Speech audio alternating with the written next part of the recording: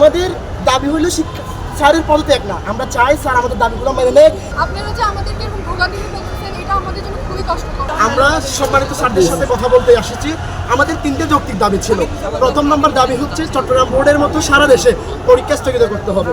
2 নম্বর দাবি, আইসিটি পরীক্ষা এবং পদার্থবিজ্ঞান পরীক্ষায় প্রশ্নপত্রে যে ভুলগুলো হয়েছে, ওই ভুলগুলা যারা করেছে বা যেসব শিক্ষক মণ্ডলী করেছে তাদেরকে শিক্ষামন্ত্রী মিলন স্যার আইনের আওতায় এনে তাদেরকে শাস্তি প্রদান করতে হবে। 3 নম্বর দাবি, আমাদের দাবি হলো শিক্ষা স্যারের পদত্যাগ না। আমরা চাই স্যার আমাদের দাবিগুলো মেনে নেয়। আমরা যদি পরীক্ষা পিছিয়ে নিবে তখন চট্টগ্রাম বোর্ডের শিক্ষার্থীরা পিছিয়ে পড়বে। এই দিকটা বিবেচনা করে স্যার আমাদের যত একসাথে পরীক্ষা শেষ করতে পারে সেই 3টা দাবি আমরা নিয়ে এসেছি। আমাদের দাবিগুলো মেনে নিলে আমরা কোনো ঝামেলা না করে চলে যাব। আমরা শিক্ষার্থী, আমরা আপনাদের সন্তানের মতো। আপনারা অভিন্ন প্রশ্ন করতেন, আমরা মেনে নিচ্ছি। আমরা অভিন্ন প্রশ্ন পরীক্ষাও দিচ্ছি, কিন্তু আপনারা স্থগিত করে দিচ্ছেন।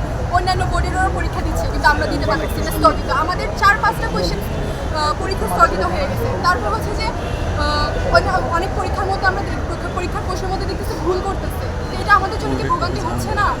তারপরে হচ্ছে বন্যার পানিতে স্টুডেন্টরা যাচ্ছে, ওরা তো আমাদের মতো স্টুডেন্ট, ওদেরও আমাদের মতো ফিউচার আছে, ওদেরও অনেক স্বপ্ন আছে, সব ভেঙে যাচ্ছে। আপনারা যে আমাদেরকে এরকম ভোগান্তি করতেছেন, এটা আমাদের জন্য খুবই কষ্টকর। আমরা অ্যাডমিশনও পিছিয়ে যাচ্ছি। আমাদের যে পরীক্ষাগুলো স্থগিত হয়েছে, আমরা সেগুলো কখন দিব? অ্যাডমিশনের টাইম তো অনেক সীমিত। আপনাদের এই জিনিসটা মাথায় রাখতে হবে। আর যারা প্রশ্ন যারা করতেছে, তারা ভুল করতেছে, তাদেরকে অবশ্যই শাস্তির আওতায় আনা উচিত। কেন এরকম ভুল করতেছে? এটা হচ্ছে অনেক ইম্পর্টেন্ট একটা এক্সাম।